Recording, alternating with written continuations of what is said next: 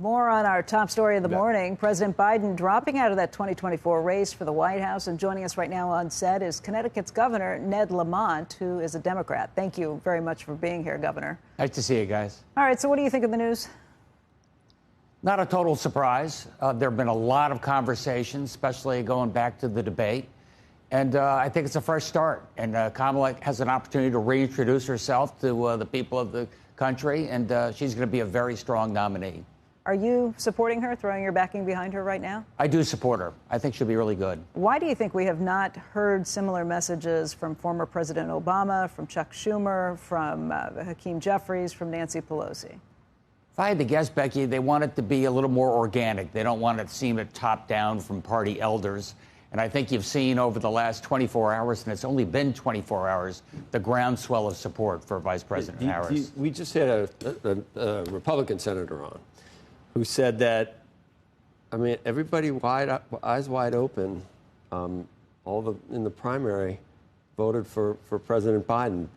Afterwards, after the debate, and it became clear in the polls that he couldn't win, then all those votes no longer matter, and it just is a bad look. If no one knew beforehand, maybe, or like if someone had a stroke or something, maybe it changed things fundamentally. But everybody knew all along in the Democratic Party, anybody who was with the president, going through that primary process. Now it doesn't count because he looks like he can't win. That just doesn't look right. Look, I don't think it's a shock to people that Joe Biden is 81 years old. And why vote him? Why pretend you're going to give him the nomination? For the last 3.5 years, Joe, they thought he did a hell of a good job. And I think people in the primary process were voting for Joe Biden and Kamala Harris. And they did that on a very strong basis. You know, Joe Biden, to his credit, decided probably for the next 4 years, a guy my age probably is better that I step aside. I think he's a selfless man who did the right thing. And Kamala's ready to hit the ground running. They asked, I guess, Manchin. We haven't actually said it on there. He says he's not. He says he's not going to do it. Manchin but then they asked if he thought Harris was too liberal. Manchin said, absolutely. So do you see a tack to the center for her at this point? Look, she was a prosecutor. She was putting criminals behind bars. And I think she's been vice president to Joe Biden. And I think she's got a very, from my point of view, I'm a moderate Democrat. I support where she's going on this. You don't think she's too far left? No, I think, look, I want a more pro-business orientation. But look, I look at J.D. Vance.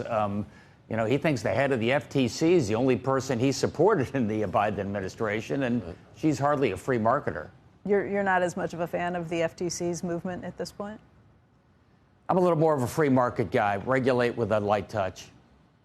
Do you think that message will be heard either by Vice President Harris or whoever else is coming in?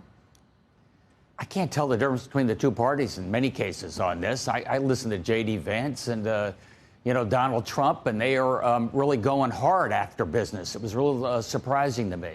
But I think Kamala Harris has the right balance. Look, she's been everything from a prosecutor to an attorney general to a senator and as a vice president. She has the breadth of experience that I think give people confidence that she'll be a good president. Governor, what are the odds that there is an open process at the Democratic convention when it comes up? And I ask this just because I think people are saying, look, 80% chance that she gets this because of everything that's happened in the last 24 hours, or not even at this point. But if there is a lot of opposition research that's dragged up and it feels like the Trump campaign's already going at it pretty hard, are there other alternatives, you think? Look, if anybody else wants to get in, you better get in really soon, because I think the Kamala Express has left the station. It's barreling along, and I think the convention will be a strong affirmation of what she's about. But I think having a debate is not a bad thing, but I think we're ready to go with Kamala. Can I ask a question about a vice presidential candidate? There is an argument, I don't know if you've heard some people talking about it, that she should come up with the vice presidential candidate for herself before the convention. Does that make any sense to you? Meaning that there's such a short window here now for this whole situation, and it's a whole different dynamic, and that if you want to run, you better just come out and say, this is who I'm with. Look, I think it makes some sense, Andrew, but everybody take a breath. This has been 24 hours. Right. She got the notification. You know, we were all riding with Biden 24 hours ago. Now we're hanging with Harris. You know, calm down. I think sometime in the next 2 weeks, I think they'll start vetting vice presidential folks. Somebody's a strong compliment to her. Who do you think is the right kind of person?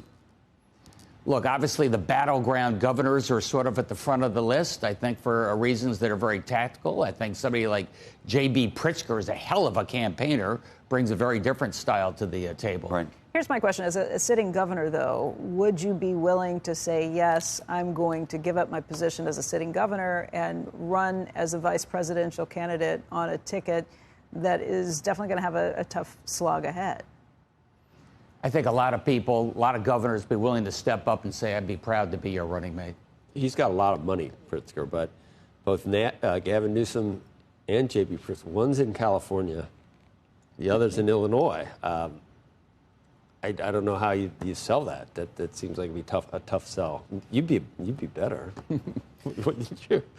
I mean, as far as the way state, you know. I like Connecticut. People are moving into Connecticut. Things are going a little better but, there. You in terms of the deficit. I mean, you have. Look, on a national stage, Joe, I think people, you know, what do we know about Kamala Harris? We're going to learn more about Kamala Harris in the next 2 weeks than we've learned in the last 20 years. Nobody knows what a vice president is, a warm bucket of spit. Now she has a chance for her to stand up and say, this is what I'm about. She ran for president. Impressed. You got to see her on the debate stage. What you just said is the vice president's a warm bucket of spit. Nobody knows who they are. Why would you give up a job? Anybody give up a job as a governor for that? A lot of these governors have higher ambitions. They think vice president's not a bad place to be. It's stepping stone along the way. And depending on how they define the job, I mean, you can be, you know, Dick Cheney was a pretty strong vice president. It's too strong from my point of view. Okay, here's a different calculation. If you want to be the president ultimately, are you better off being a vice presidential nominee in a potentially losing scenario if you believe that that's the way the polls show this? And who knows? I mean, a lot of things are going to change in a very long time, over the next month and a half or 2 months. Or do you wait it out? Meaning, how much do you think that's part of the calculus? I think that's part of the calculus. But look, the country's at a crossroads. The difference between, you know, Donald Trump and the Democrat, Kamala Harris, is night and day. Both parties seem to think it's pretty existential. I think any governor, anybody would stand up and say, if I can make a difference for my party, this is the time to do it.